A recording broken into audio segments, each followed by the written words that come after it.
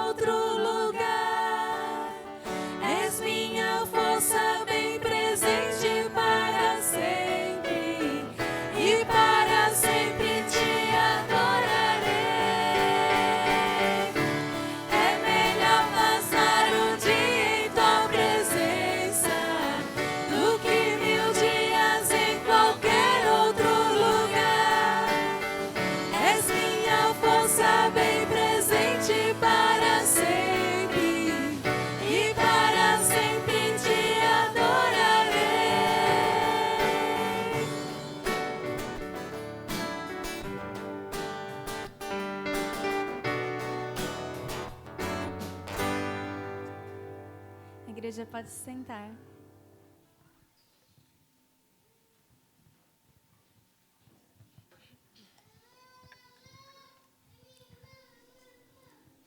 A palavra do Senhor diz assim, meus irmãos: caminhando junto ao mar da Galileia, viu os irmãos Simão e André, que lançavam a rede ao mar, porque eram pescadores.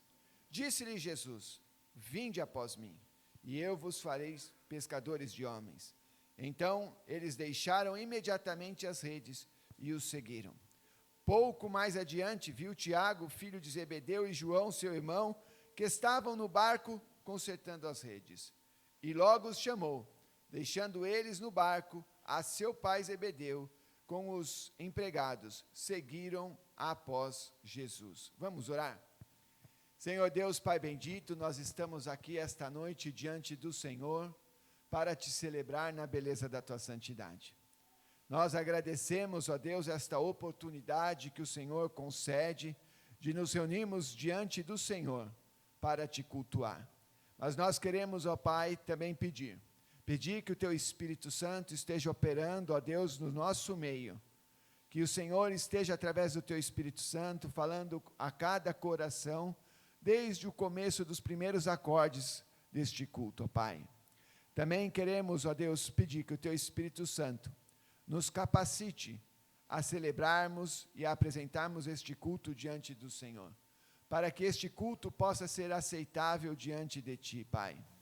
Pai, eu oro pelos meus irmãos, que o Senhor esteja visitando cada coração neste momento, que diante da necessidade de cada um, o Teu Espírito Santo esteja ministrando sobre estas vidas, Pai. Que o Senhor esteja conosco, ó Pai, nesta noite, nesta celebração, que o Senhor esteja presente entre nós. Assim eu oro, ó Pai, em Cristo Jesus. Amém. Quero saudar a todos os irmãos, todos que nos visitam. É uma alegria receber você que está entre nós, nos visitando, dando a honra da sua presença entre nós. O nosso desejo é que você se sinta à vontade em nosso meio. E, se você tiver o desejo outras vezes de estar entre nós, nós continuaremos muito alegres em recebê-los. Hoje nós não estamos tendo a nossa transmissão pela internet, porque nós estamos sem sinal. Devido à chuva, nós estamos sem sinal. Depois vai estar sendo gravada o culto, e aí vai ser postado depois, para quem quiser poder assistir, ou encaminhar para alguém, para algum conhecido, para que possa estar ouvindo. Irmãos, preciso dar 2 avisos importantes. O primeiro vai por ordem de idade, do menor para o maior. É para a juventude, tá? Para os jovens. No dia 3 de maio, até o dia 5 de maio, vai ter um acampamento para a juventude, para os jovens e adolescentes da nossa igreja. Vai ser ali em Santa Isabel. Eu já vi as imagens do lugar, é um lugar muito bonito, um lugar muito gostoso. Mas mais que o lugar, é a presença de cada um que vai fazer aquele lugar ficar bonito com a presença de Deus. Então, o que nós estamos pedindo? Que vocês façam a inscrição com o Marcos e com a Zaine, tá? Jovem e adolescente que quiser participar. E agora vem a parte que talvez não é muito agradável, mas é necessária, que é o valor. Será R$ 130 por pessoa, tá? Está incluído a refeição e também o local. O que eu oriento a vocês, jovens? Se você deixar para pagar na última hora, talvez você não vai aguentar. Então, converse com Marcos e Casaine, talvez você já comece pagando ali em março, abril e termine em maio, tá bom? Mas o desejo é que ninguém deixe de fazer a sua inscrição e de estar ali. Qual é a capacidade? 25 pessoas. Os 25 primeiros vão. Depois disso, o 26º não vai. Então não deixa para a última hora, porque a última hora você pode ficar de fora. Tá bom? Próximo aviso. Dia 8 de março é o Dia Internacional da Mulher. E os homens da nossa igreja querem fazer uma homenagem para as mulheres da igreja. Então, no dia 9, não no dia 8, dia 8 é sexta-feira. Eu não sei se vocês, pelo calendário de vocês teriam um encontro, não sei se vocês vão manter. Mas no dia 9, sábado, às 19 horas, os homens vão oferecer um jantar para as mulheres. O que é preciso que vocês, irmãs, façam? Se inscrevam, para que nós possamos nos organizar, tá? Qual é o nosso pedido? Você que está aqui, você está sendo convidado a participar, mas nós não estaremos abrindo para outras igrejas, porque nós não teríamos condições. Então, faça a sua inscrição, tá bom? Eu tenho um irmão, uma irmã lá na outra igreja. Não, ela vai ficar lá, tá? Vai ficar lá. Não é, a gente até gostaria, mas a gente não teria condições. E para fazer mal feito e servir mal, a gente não quer. Então, a gente pede ajuda. As irmãs, nós tivemos o ano passado. Se as irmãs gostaram, elas vão vir, viu, irmãos? Mas se elas não gostaram, elas não vão vir. Irmãos, todos da liderança, nós teremos uma reunião no sábado, às 17 horas. Tá? É importante que todos aqueles que foram eleitos para o biênio 24 e 25 estejam presentes. Tá bom? Nós agora vamos continuar louvando a Deus, continuar celebrando a Deus com os nossos dízimos e com as nossas ofertas. É um momento em que nós também adoramos a Deus, com a nossa gratidão. Aqueles que nos visitam, não se sintam constrangidos, tá? É uma responsabilidade dos membros da igreja, mas se você sentir o desejo no seu coração, você tem essa liberdade. Enquanto a equipe vem aqui, nós estaremos cantando essa canção. Quando eles começarem a cantar, você pode vir aqui à frente e depositar o seu dízimo e a sua oferta. E logo em seguida, o Mateus estará orando, agradecendo os recursos que Deus nos tem dado e pedindo a sabedoria do alto na administração.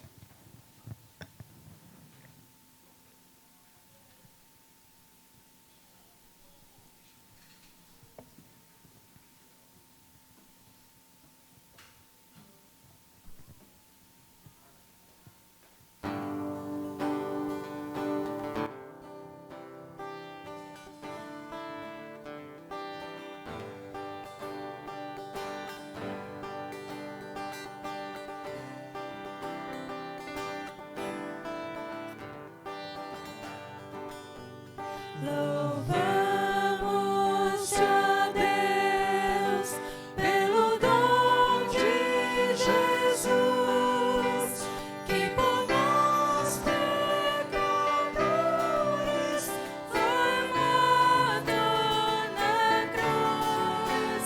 Aleluia, toda glória te rendemos sem fim. Aleluia.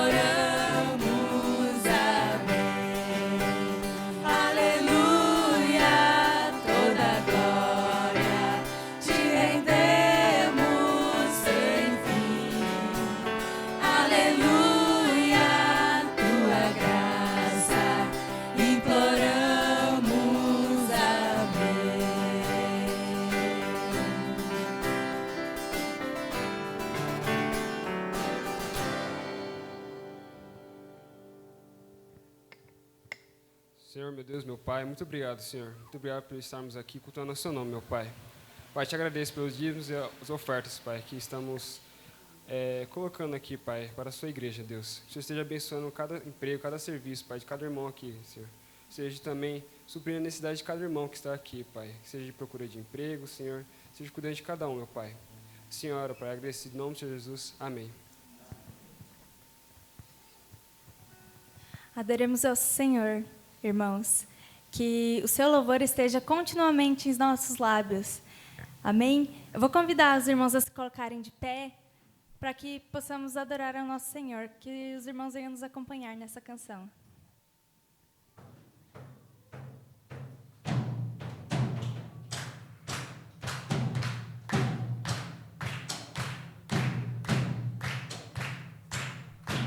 Que todo ser que respirar, louve ao Senhor, louve ao Senhor. Que todo ser que respirar, louve ao Senhor, louve ao Senhor. Te louvo nos vales e nos altos montes, te louvo na angústia e em tempos de paz, te louvo cercado dos meus inimigos, porque quando louvo, sei que estás comigo. Enquanto eu viver, sempre te adorarei.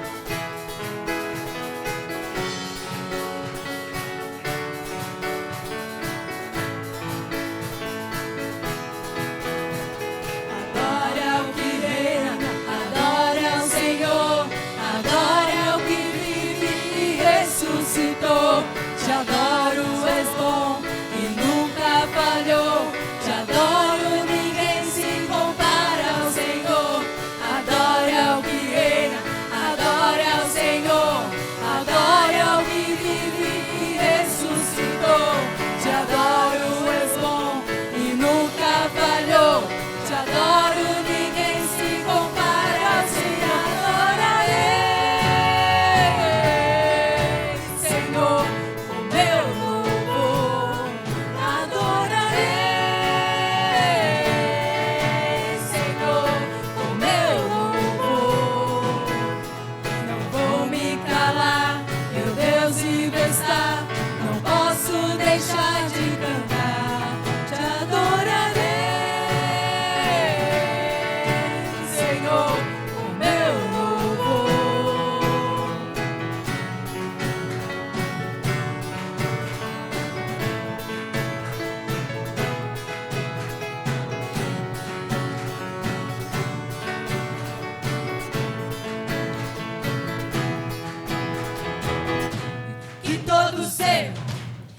respirar. Louve ao Senhor, louve ao Senhor. E todo ser que respirar, louve ao Senhor, louve ao Senhor.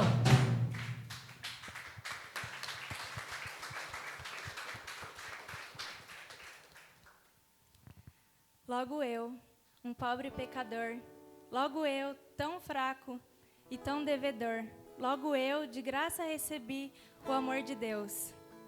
Logo nós, tão imperfeitos, nós recebemos esse amor de Deus.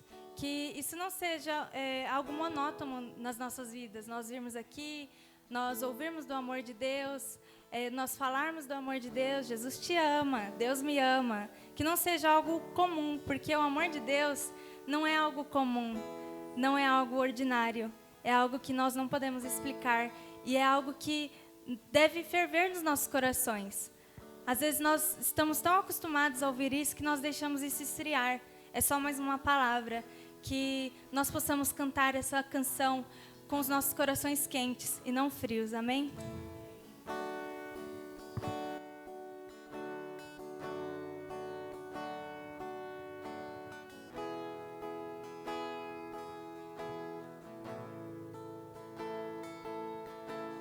Graça sobre graça recebi, e da plenitude renasci. Quando atraído me encontrei no amor de Deus,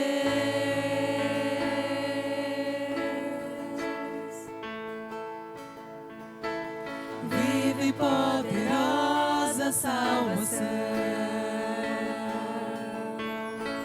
luz que me alcançou na escuridão. Todo meu pecado se apagou no amor de Deus.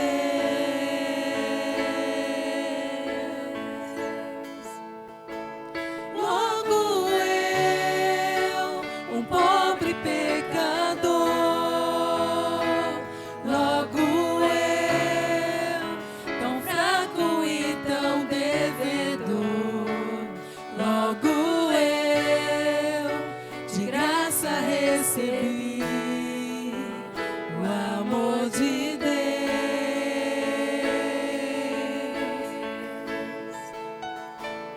Logo eu, finito e carnal, logo eu, diante de um Deus imortal, logo eu, de graça recebi o amor de Deus.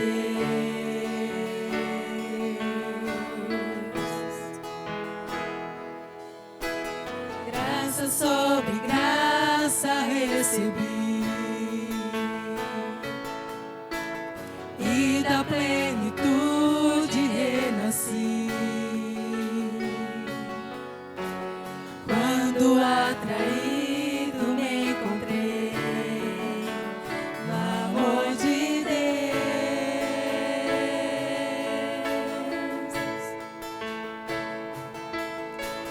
viva e poderosa salvação, luz que me alcançou na escuridão. Todo meu pecado se apagou no amor de Deus.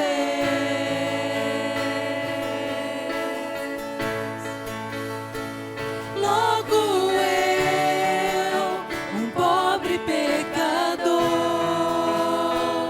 logo eu, tão fraco e tão devedor,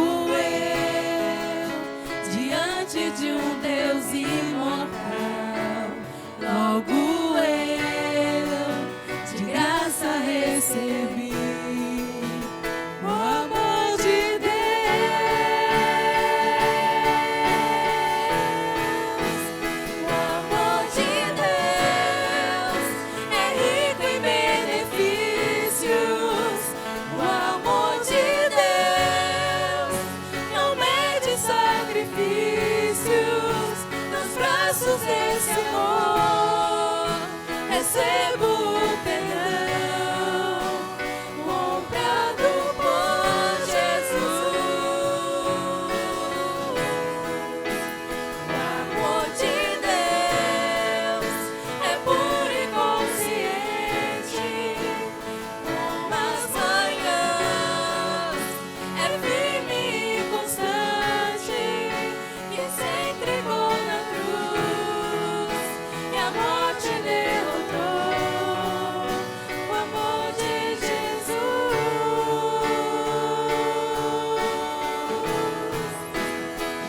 Logo eu, um pobre pecador, logo eu, tão fraco e tão devedor, logo eu, de graça recebi o amor de Deus.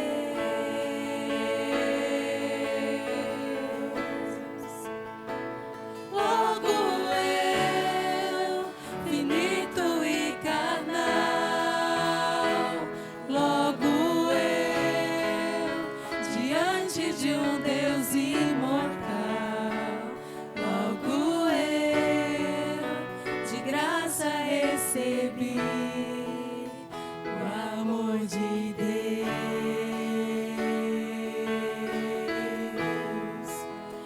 o amor de Deus.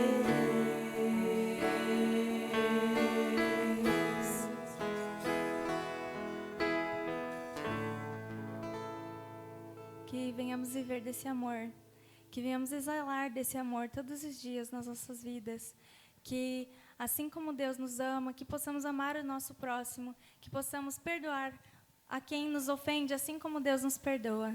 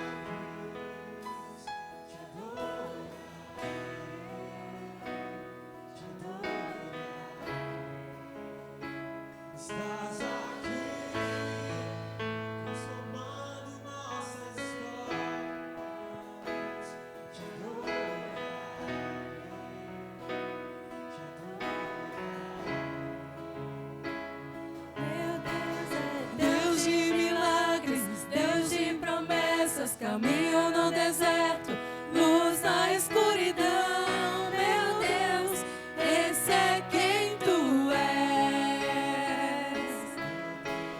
Deus de milagres, Deus de promessas, caminho no deserto, luz na escuridão. Meu Deus, esse é quem tu és. Estás aqui, tocando os corações. Te adorarei, te adorarei. Estás aqui, curando multidões. Te adorarei, te adorarei.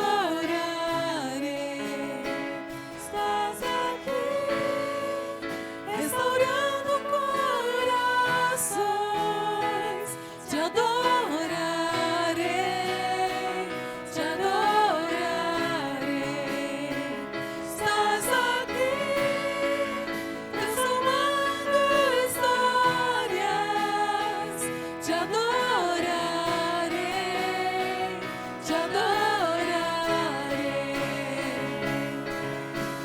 Deus de milagres, Deus de promessas, caminho no deserto, luz na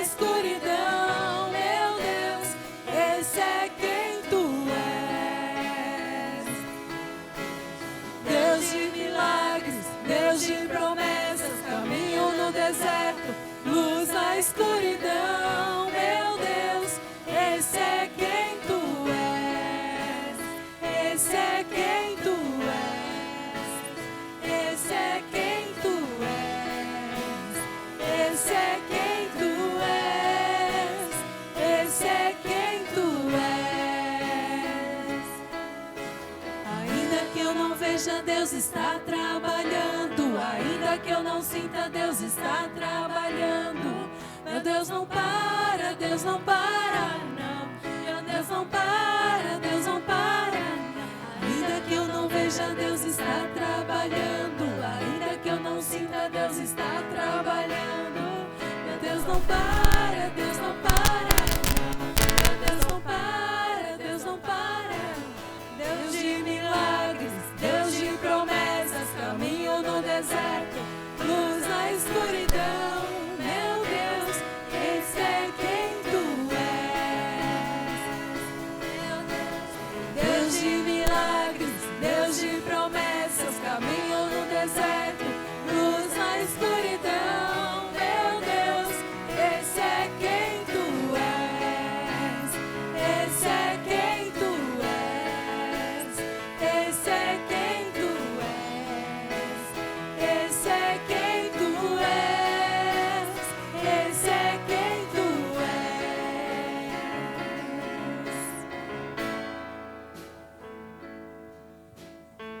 Obrigada, Senhor. Obrigada, Pai, pela Tua presença aqui.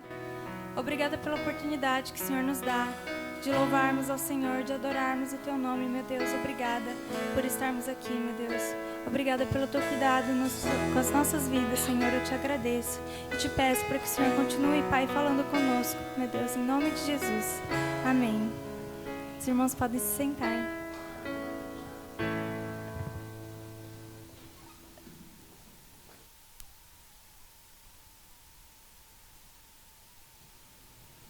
Quero chamar as nossas crianças a virem aqui na frente, junto com o professor ou a professora. Hoje é o Rian, já vai estar aqui na frente. Nós vamos orar por elas, orar também pela vida do Rian e orar por nós que aqui estaremos. Vamos orar, irmãos? Senhor Deus, louvado seja o Teu nome, Pai. Nós queremos agora, neste momento, entregar a vida destas crianças nas Tuas mãos. Pedir, ó Deus, que o Teu Espírito Santo esteja fazendo a Tua obra sobre estas vidas. Mas nós queremos também interceder pela vida do Rian. Que o Senhor venha usá-lo como um instrumento nas Tuas mãos para abençoar estas vidas. Peço por nós que estaremos aqui no templo. Fala aos nossos corações e que nada, Pai, possa impedir a Tua ação sobre cada vida que está aqui presente. Fala com cada um de nós essa noite, ó Pai. Assim eu oro, no nome precioso do Teu Filho Jesus Cristo. Amém. Quero convidar você a abrir a sua Bíblia no texto bíblico de Êxodo 3, de 1 a 12.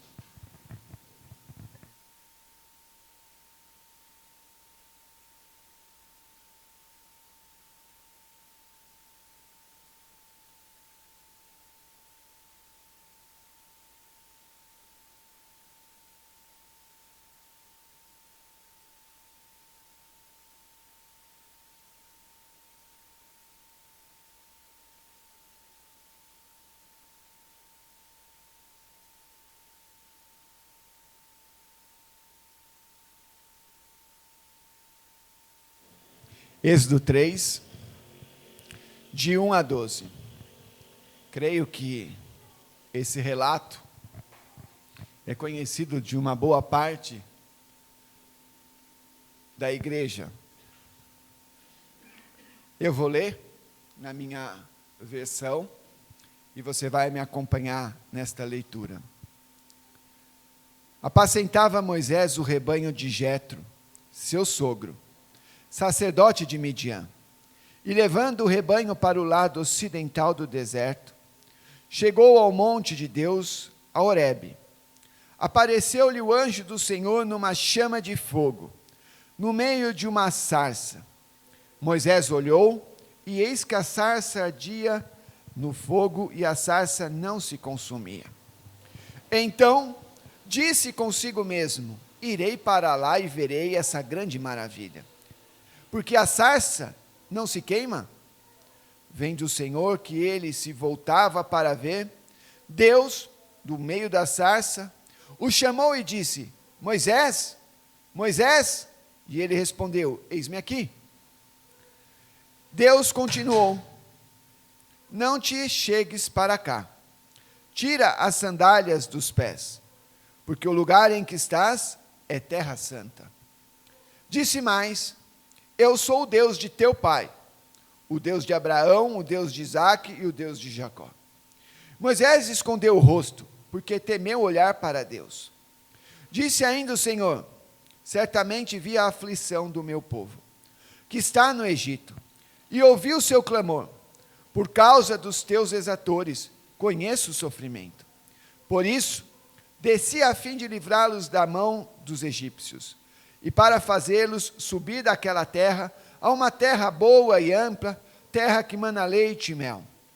O lugar do cananeu, do Eteu, do Amorreu, do Ferizeu, do Eveu e do Jebuseu. Pois o clamor do Senhor de Israel chegou até mim. Pois o clamor dos filhos de Israel chegou até mim. E também vejo a opressão com que os egípcios os estão oprimindo. Vem agora, e eu te enviarei a Faraó, para que tires o meu povo, os filhos de Israel, do Egito. Então disse Moisés a Deus: quem sou eu para ir a Faraó e tirar do Egito os filhos de Israel? Deus lhe respondeu: eu serei contigo, e este será o sinal de que eu te enviei. Depois de haveres tirado o povo do Egito, servireis a Deus neste monte. Talvez você passou pela experiência de alguém um dia pedir para você fazer algo por ele. Você estava ali, e aí veio uma pessoa e falou assim: vem cá, você pode fazer isso aqui por mim? E você então, por alguma razão, disse que não. Mas também por alguma outra razão você disse sim. Mas, em algumas situações em que alguém pede ajuda para nós, talvez uma das respostas seja não, porque nós não nos sentimos acompanhados da presença de alguém que possa nos ajudar. Como que eu vou pegar um peso se alguém pedir, se eu sou sozinho? Tem que levantar aquela peça que pesa quase 200 quilos. Não dá para te ajudar. Mas se eu sei que alguém está comigo, talvez a minha resposta então não seja um não, mas seja um sim. Porque eu sei que eu sozinho não consigo, mas com a ajuda de alguém, então eu possa levantar aquele peso ou fazer o que aquela pessoa me pede, quando sozinho eu não conseguirei. Moisés então foi chamado por Deus para fazer algo. Talvez como alguém um dia te chamou para fazer algo. Só que aqui quem chama é o próprio Deus. E chamou a Moisés. E qual era a missão de Deus para Moisés? Era tirar o povo hebreu, tirar os judeus dos egípcios.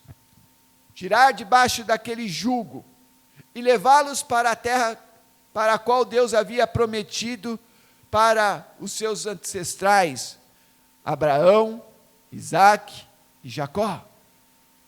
De Jacó até esse momento já haviam se passado 400 anos. E agora então Deus ouve o clamor daquele povo e chama Moisés, para cumprir com essa missão, de tirar eles do Egito e levá-los para a terra prometida, a terra que mana leite e mel.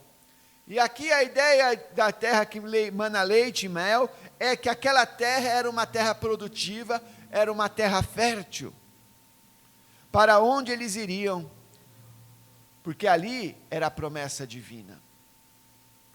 No entanto, se nós prestarmos atenção,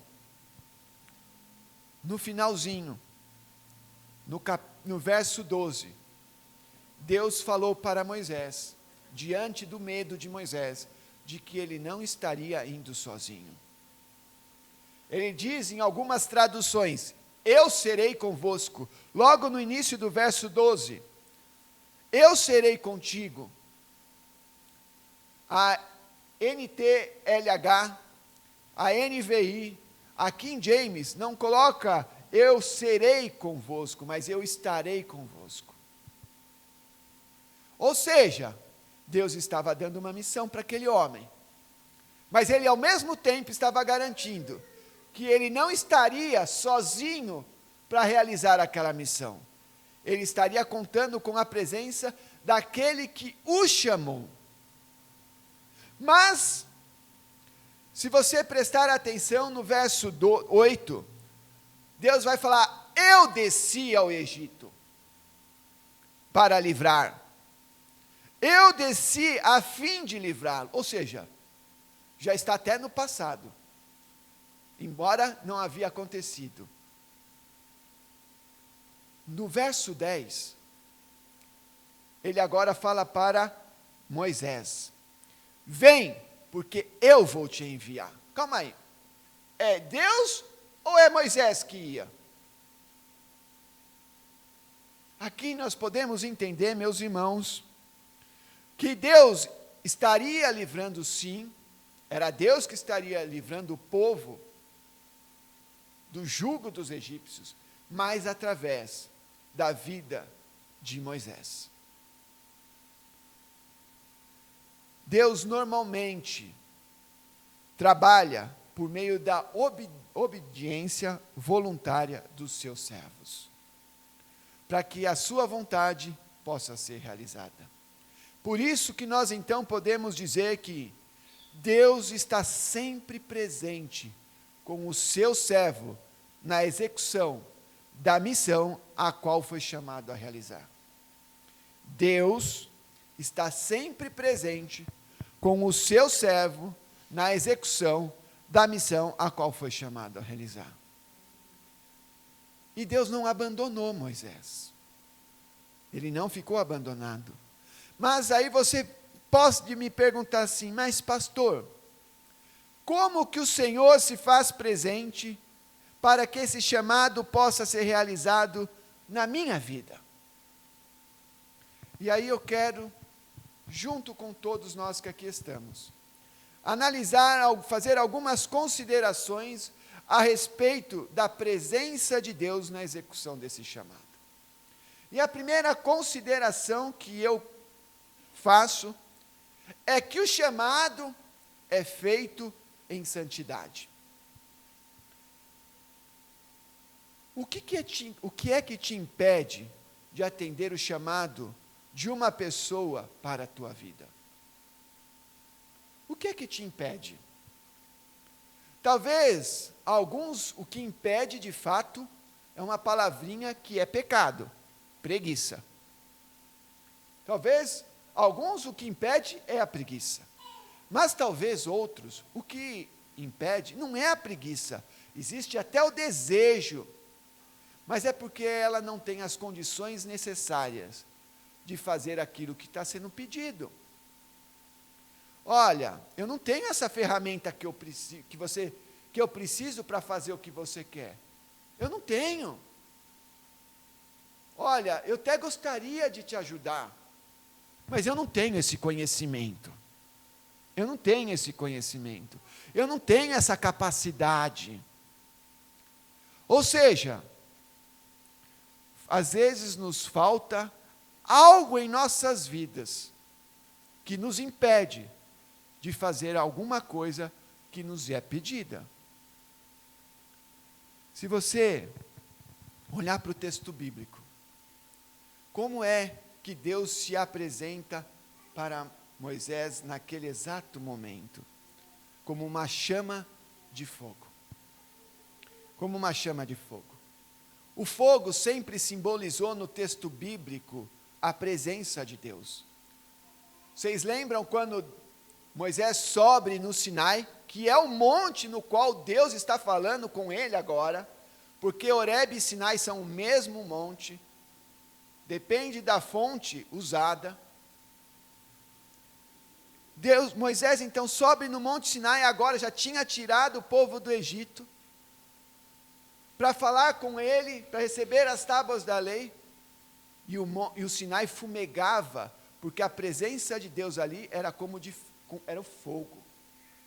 Depois, eu já falei sobre isso uma vez, a presença de Deus entre o povo de Israel se manifestou como? Através da coluna de fogo, que estava sobre aquele povo durante a sua peregrinação no deserto toda a noite. Ou seja, o fogo sempre representou, quando se associa a Deus, a presença de Deus entre o povo. Ou seja, Deus estava ali. Mas o fogo, meus irmãos, ele simboliza também a santidade de Deus. E também a ira de Deus em relação ao pecado. O fogo tem essa representação do contexto bíblico. Talvez porque, através do fogo, eles refinavam e purificavam os metais que eles usavam. E isso já era algo conhecido naquela época. Em Malaquias 3:2, se você abrir lá, você vai ver exatamente isso. Ou seja, a presença de Deus ali está indicando, ó, aqui está alguém que é santo, alguém que não coabita, alguém que não admite o pecado. Mas ao mesmo tempo, o que Deus falou para Moisés, quando ele estava chegando ali? Tira a sandália. Tira a sandália. Sabe o que significa tirar as sandálias dentro do contexto asiático e do Oriente Médio? Adoração. E a ordem que foi dada a Moisés, de tirar as sandálias, reflete a atitude comum diante do que é santo. Diante do que é santo. E impressionante que este costume, ele continua existindo dentro de algumas religiões, diante daquilo que elas tratam por sagrado. É proibido uma pessoa entrar numa mesquita, até hoje, se não tirar as sandálias. Você não entra na casa de um oriental, aqueles mais assim, ortodoxos, digamos assim, se você não tirar o calçado. Durante a pandemia, o que foi orientado a fazer? Deixar o calçado do lado de fora e depois você higienizar. Por quê? Por causa da sujeira, da contaminação. Quando Jesus vai se despedir dos seus discípulos, o que ele faz? Ele vai pegar a toalha, cingir e vai lavar os pés dos... Porque eles andavam descalço? Não, mas eles andavam de sandália, ou seja, carregava sujeira. Ou seja, era preciso que eles tirassem as sandálias. E aqui quando Deus está falando, olha, tira as sandálias, porque onde você está aqui, você não pode entrar com ela. Então, quando Moisés tira as sandálias dos seus pés, ele está mostrando que ele está se despojando diante de Deus, de tudo aquilo que é impuro, para que ele possa estar na presença do Senhor, e dele então poder ouvir o chamado. Mas ao mesmo tempo que o fogo indica a santidade, a ira de Deus diante do pecado, as sandálias indicam que Moisés se despoja de tudo que é impuro. Ele vai falar, não entres aqui, não tire as sandálias, porque a terra em que pisas é santa. Mas por que a terra era santa? A terra era santa não porque ela era santa em si mesma, mas a terra era santa por causa da presença do próprio Deus. Por quê? Somente Deus tem por natureza a santidade. Nós somos santos não por natureza, mas por causa de Jesus Cristo. Somente Deus, por natureza, é santa. E a presença de Deus ali tornava aquele lugar santo. Hoje, agora este lugar é santo. Por quê? Porque Deus se faz presente aqui. É por isso que ninguém pode prestar um culto a Deus de forma indigna. E esta é a primeira vez que aparece no texto bíblico, desde o Gênesis, a palavra santo. No Gênesis inteiro não aparece.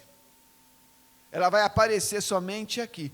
E isso é muito significativo, porque Moisés, quando escreve o texto, ele está de fato descrevendo que o conceito de santidade está ligado à pessoa do próprio Deus. Do próprio Deus. Por isso, que Deus que é santo, estará com o seu servo, que é chamado por ele, para realizar uma missão, se este se despojar de tudo que é impuro.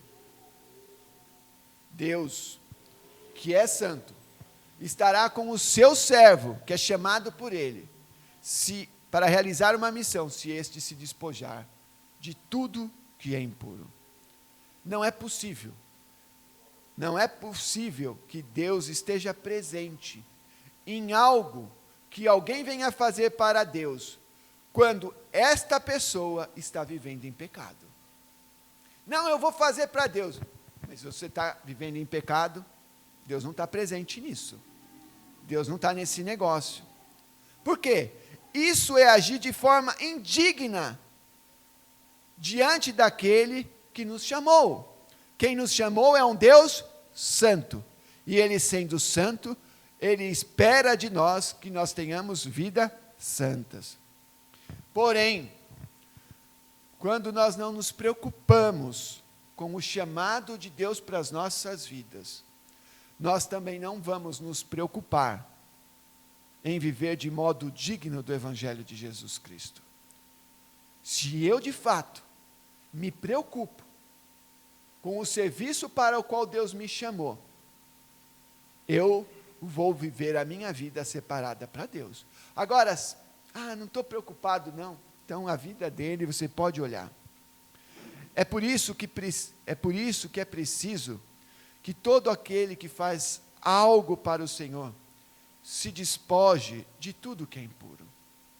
Não dá, Deus não aceita, Deus nem chama. Não dá.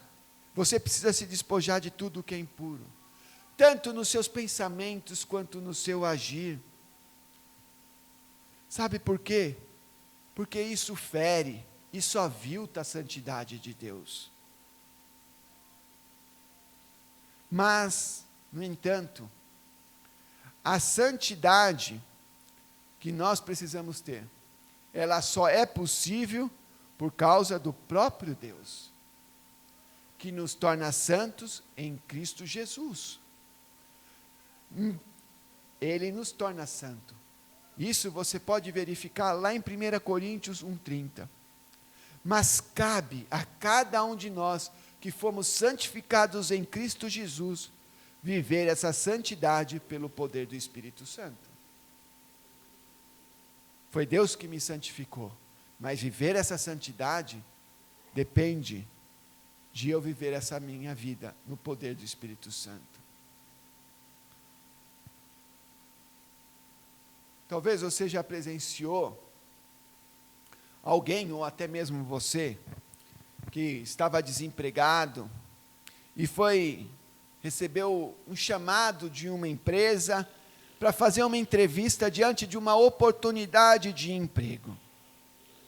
E então você ali se apresenta como candidato à vaga a este emprego. Porém, diante da entrevista, aquela pessoa verifica que você não tem as condições ou as exigências necessárias para desempenhar aquele serviço para o qual você foi chamado para fazer essa entrevista.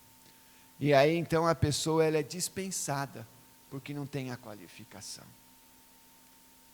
Talvez, ou melhor, talvez não, se você não tiver a qualificação da santidade, para o chamado de Deus, Deus vai te dispensar.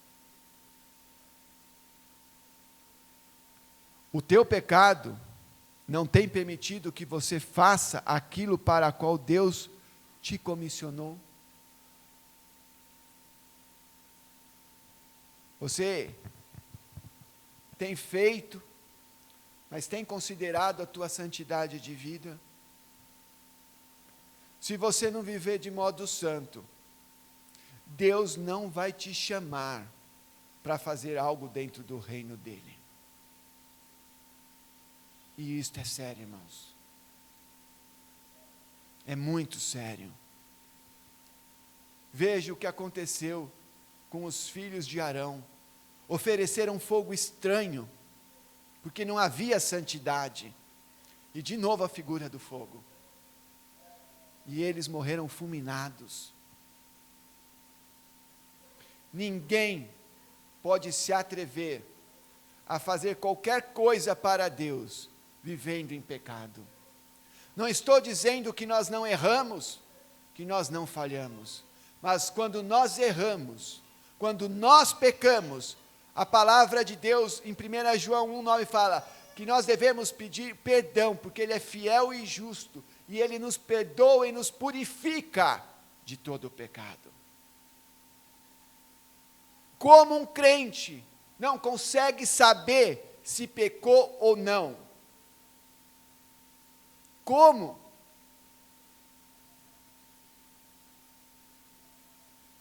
Irmãos, viva de modo santo, como santo é aquele que nos chamou das trevas para a sua maravilhosa luz. O apóstolo Pedro, escrevendo a sua carta, vai dizer: segundo é santo aquele que vos chamou, tornai-vos santos também vós mesmo em todo o procedimento. Tornem santos no seu procedimento. Segunda consideração que eu quero fazer é que Deus nos chama para uma necessidade. O que você faz diante da necessidade de uma pessoa? Você está vendo aquela pessoa precisar de você, e você parece que precisa aquela pessoa se humilhar na sua presença, porque senão você não vai atender. Infelizmente tem pessoas assim. Ou você é indiferente para suprir a necessidade daquela pessoa. Os israelitas eram escravos. Estavam sob o jugo dos egípcios há muitos anos. E estavam sendo afligidos com serviços cada vez mais exaustivos. Eles já não aguentavam mais. E então eles clamavam por livramento. E quando eles clamaram por livramento, diante dessas necessidades, que eles fossem libertos das mãos dos egípcios, principalmente do faraó, Deus então escuta o clamor daquele povo, que estava sofrendo. E Deus então decide livrá-los, para conduzi-los para uma terra boa e ampla, uma terra que mana leite e mel. Mas diante dessa necessidade de livrá-los do jugo dos egípcios, da escravidão, então ele chama um homem chamado Moisés, para enviá-lo para o Egito, a fim de libertar aquele povo e conduzi-los para um lugar chamado Canaã. Mas Moisés não estaria sozinho. O Senhor estaria com ele. Deus está com o seu servo, que é chamado por ele para suprir uma necessidade. Cuidado, cuidado. Porque muitas vezes nós queremos que Deus esteja conosco, mas nós não queremos fazer para o que Deus está nos chamando. E aqui um parênteses. Quando Jesus vai subir aos céus, e ele fala: estarei convosco até a consumação dos séculos. Tem um contexto antes. Eu estarei convosco. na missão de fazer discípulos. Porque esta palavra vem justamente no momento em que ele está comissionando a serem os discípulos do Senhor. Ide, fazei discípulos, batizando-os em nome do Senhor Jesus, do Deus Pai e do Espírito Santo. Não, Deus está comigo. Calma aí. Deus está consigo, sim. Mas o que você está fazendo dentro do reino de Deus? O crente precisa reconhecer as necessidades que existem dentro do reino de Deus. Para que Deus possa usar as nossas vidas, para que essas necessidades possam ser supridas. Porém, nós não estaremos sozinhos, nós estaremos sempre muito bem acompanhados da presença divina. Porém, sabe aquelas pessoas que estão voltadas somente para suas próprias necessidades?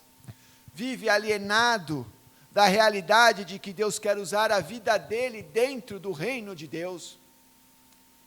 Estas pessoas não podem contar com a presença divina no que estão fazendo. Se você não estiver fazendo o que Deus quer que você faça. Se o crente se colocar à disposição nas mãos do Senhor, para que Ele possa usar a sua vida, para suprir a necessidade da qual precise de você, Deus estará com você. Deus estará. E aqui não entendam como se fosse um Deus utilitarista, não. Mas Deus quer usar as nossas vidas na sua obra. Dentro do reino animal, digamos assim, existem dois passarinhos, o pardal e o chupim. O chupim parece com o pardal, mas sabe por que o apelido dele é chupim? Porque ele não é um chupim, chupa as forças dos demais. Por quê? Quando a mãe pardal vai alimentar os pardalzinhos lá, ele abre o biquinho, e a mãe pardal vai lá e põe alimento na boca do chupim. Tem crente que é assim, é chupim. Só quer ser servido, mas nunca se coloca à disposição para que Deus o chame, para que possa ser suprida uma necessidade dentro do reino de Deus. Meus irmãos, quantas necessidades a nossa igreja tem? Quantas pessoas a nossa igreja precisa? Mas você precisa se colocar à disposição de Deus, para que Ele possa te usar. E quando você se colocar à disposição de Deus, Ele vai estar com você.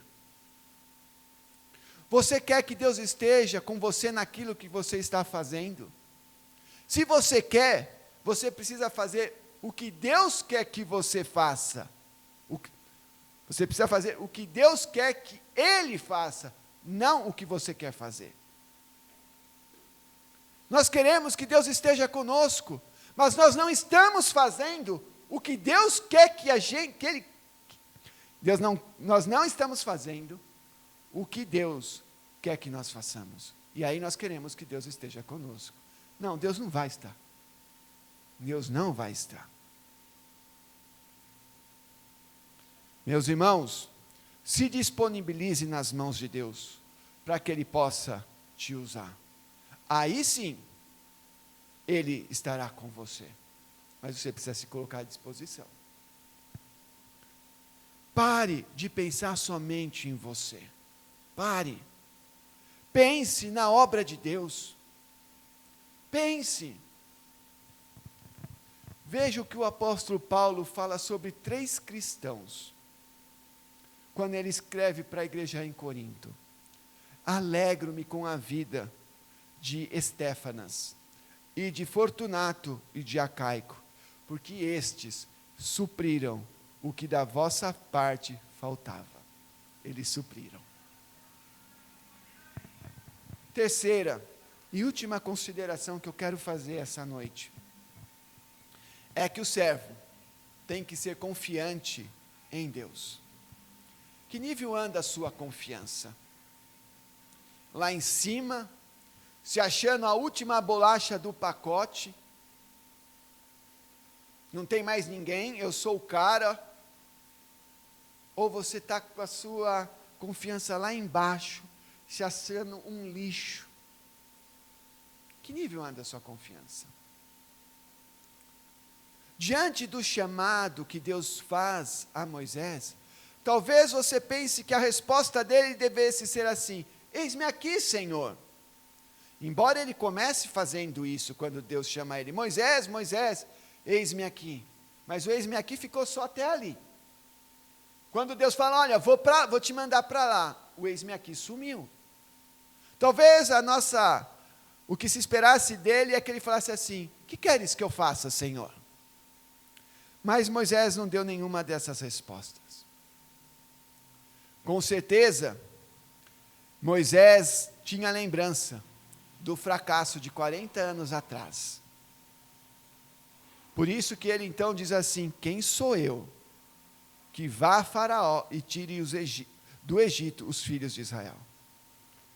Esta atitude de Moisés não lembra em nada aquele homem de 40 anos atrás, que estava com a confiança lá em cima, que achava que os israelitas entenderiam que Deus estaria livrando eles por meio da mão dele.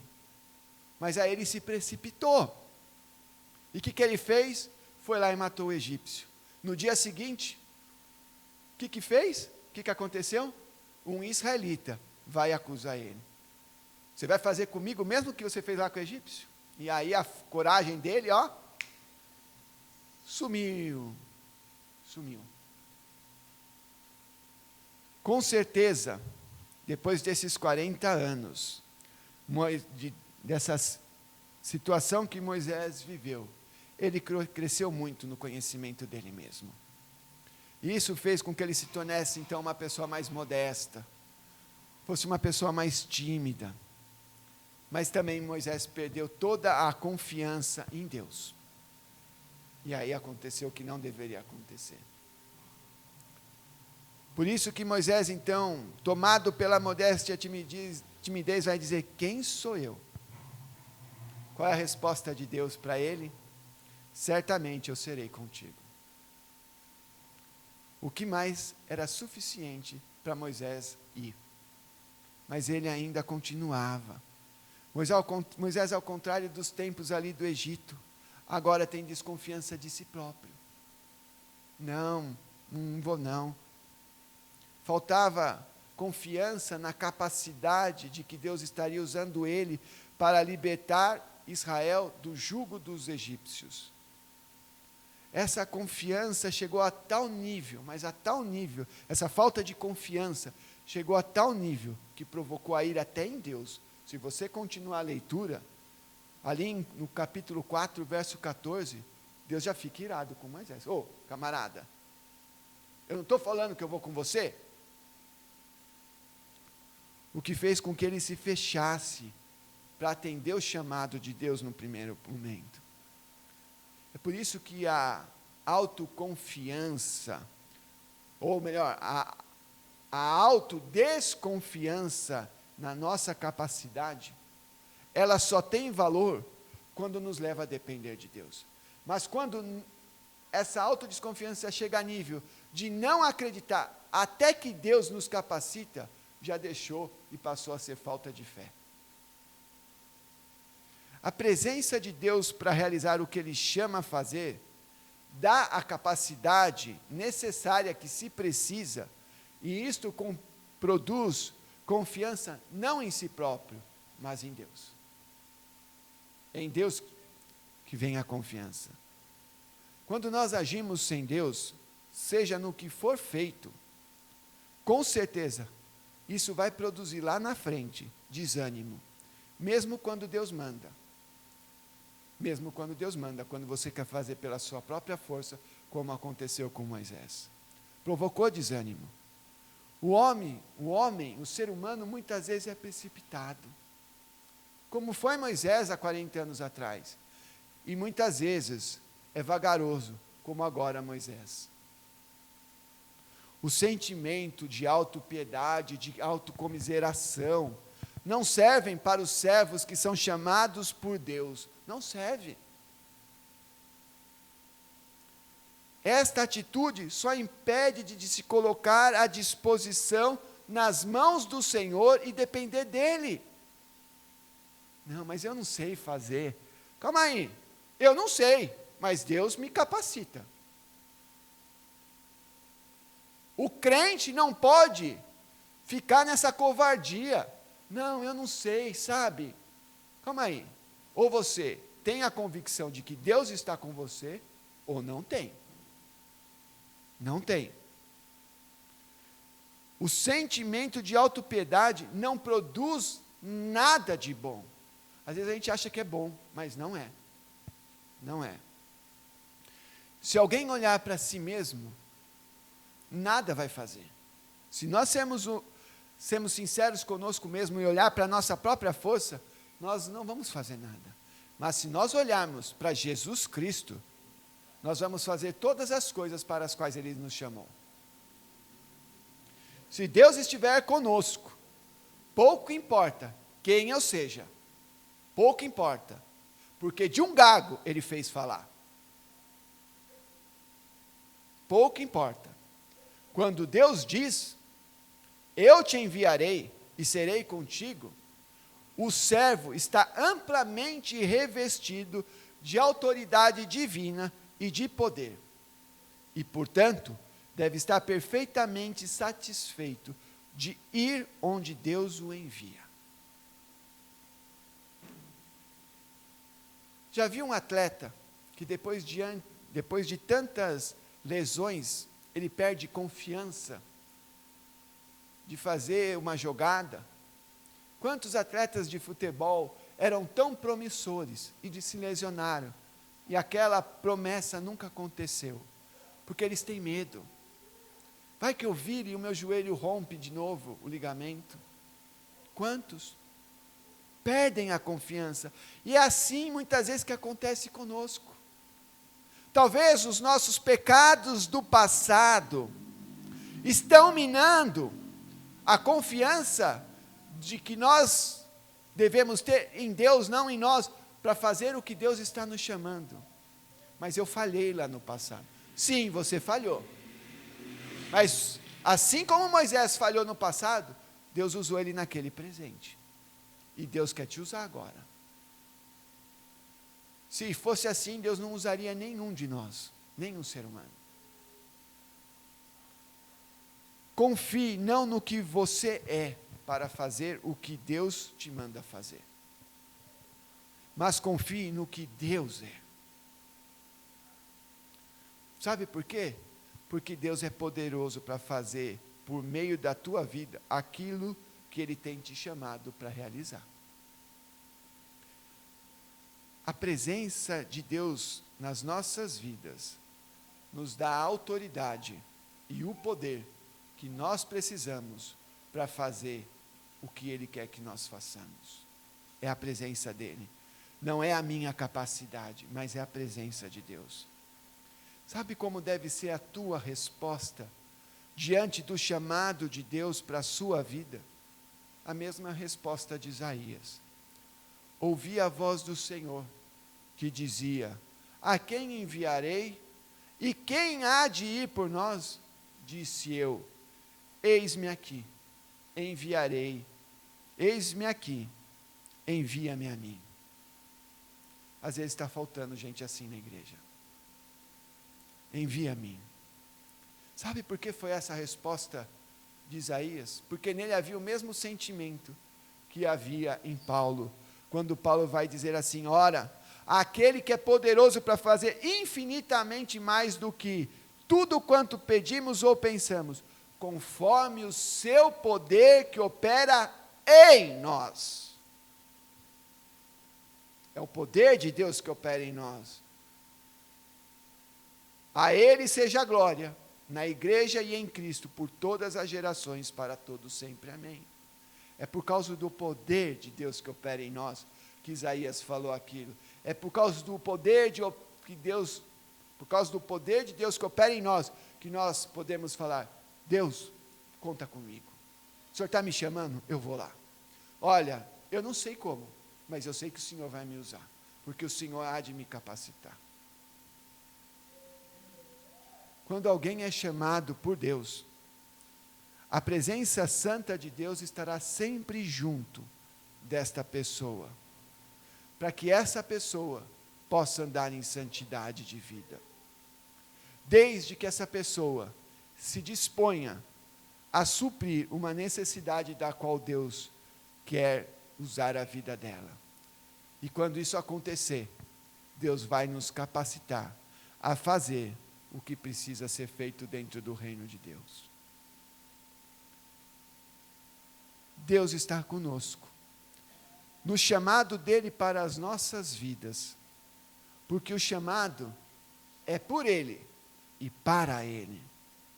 Por isso, abandone o pecado que te impede de ser chamado por Deus para algo que ele quer usar a tua vida. Abandone. Pare. Se coloque à disposição para que Deus possa usar a tua vida dentro do reino de Deus, diante de uma necessidade que Ele quer que você faça. Não dê desculpas para Deus. Não, eu tenho muita coisa para fazer, eu não sei fazer. Mas vá no poder do Senhor. Assim como Deus chamou Moisés, Ele está te chamando. E o que é que você vai dizer para Deus? O quê? Não, eu tenho a língua pesada. Não, eu não sei fazer isso, eu não sei fazer aquilo. Pare. Não, Deus, eu não vou porque eu tenho que cuidar das minhas necessidades. Ou você vai, Deus nem vai chegar perto de você, porque você só vive em pecado. Deus quer te usar. Então purifique a tua vida no Senhor. Viva uma vida santa. Se despoje de tudo que é impuro. Se coloque nas mãos de Deus, que Ele nos capacita. Que Deus nos abençoe.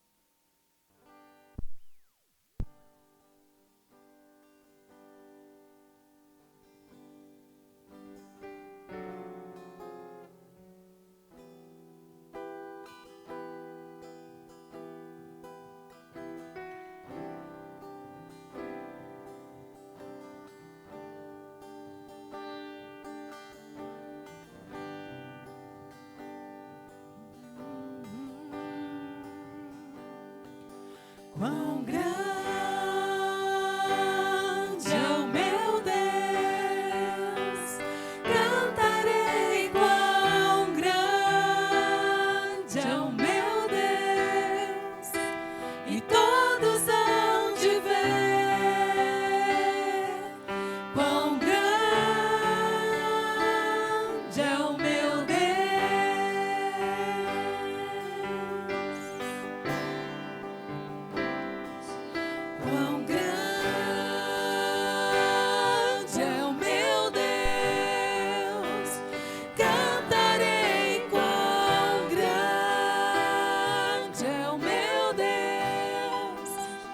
e todos hão de ver quão grande é o meu Deus.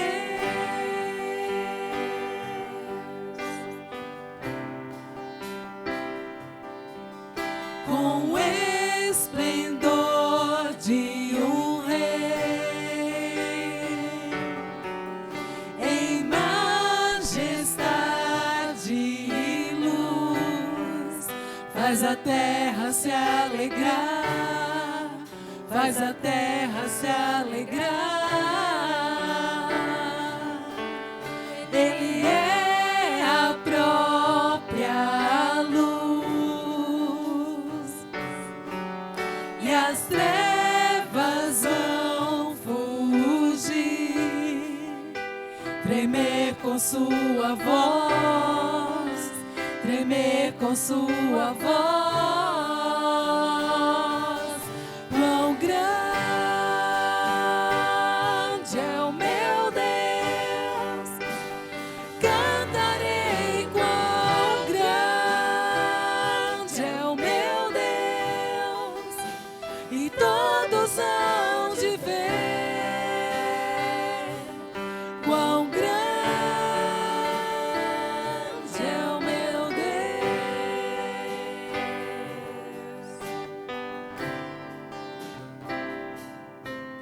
Por gerações Ele é, e o tempo está em suas mãos, o começo e o fim, o começo e o fim. Três se formam em um: Filho, Espírito e Pai, Cordeiro e Leão, Cordeiro e Leão. Quão grande é o meu Deus, cantarei quão grande é o meu Deus, e todos hão de ver quão grande é o meu Deus.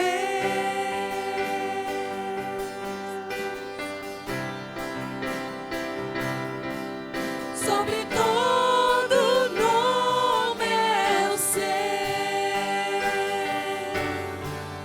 tu és digno do louvor. Eu cantarei quão grande é o meu Deus,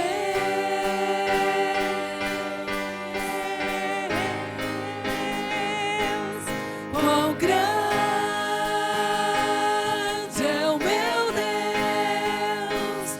Cantarei quão grande é o meu Deus, e todos hão de ver quão grande é o meu Deus, quão grande, quão grande é o meu Deus. Cantarei quão grande é o meu Deus, e todos hão de ver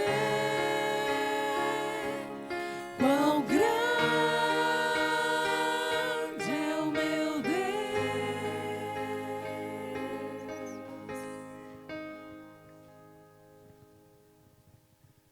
Irmãos, foi muito bom cultuar a Deus na presença dos irmãos, mas nós estamos chegando ao fim deste culto.